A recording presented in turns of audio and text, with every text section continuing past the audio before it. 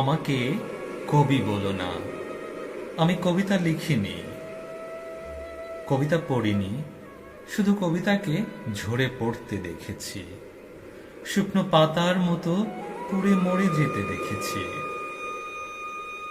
ওই কবিতাকে দেখেছি শ্মশানের পথে ক্ষুধার্ত, যেন দুর্ভিক্ষে তলিয়ে গেছে তার ভিটে মাটি। সেই কবিতাকে আমি বুকে আগলে রাখতে পারিনি। অবজ্ঞা, অবহেলা আর অনাদরে সে এখন অন্ধ। সেই কবিতা আমি বুঝিনি, জানিনি কোনোদিন, শুধু তার চোখে বার্তা পেয়েছি নতুন দিনের, নতুন আলোর। হ্যাঁ, আমি সেই বার্তা বাহক।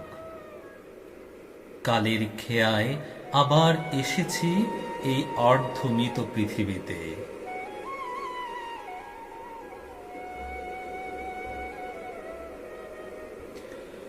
ওই পাইপ ভেসা ফুল ডাস্টবিনের পাশে পড়ে থাকা, অসহায় নবজাতকের চোখ যেন হয় ধূসর অন্ধকার পৃথিবীর ছোট ছোট আলোকময় দ্বীপ, অথবা এই অসভ্য পৃথিবীর বাগিচা। অথচ তারা পড়ে আছে পথে ধুলোয়, তাদের ভবিষ্যৎ কারো মুঠোয় বন্দী। আমি কি লিখব তার প্রতি উত্তর?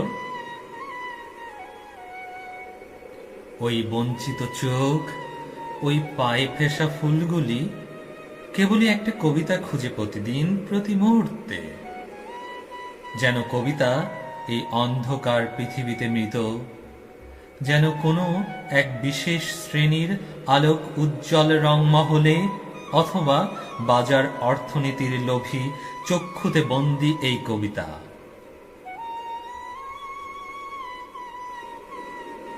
যদি আমার একক পৃথিবী ভেসে যায় কোনোদিন জনতার জোয়ারে, তবে শহরের আনাচে কানাচে, প্রতিটি রাস্তায়, প্রতিটি প্রাণে, বিশাল অক্ষরে তোমাদের প্রিয় কবিতাটি আমি লিখে দিয়ে যাব, যার নাম স্বাধীনতা।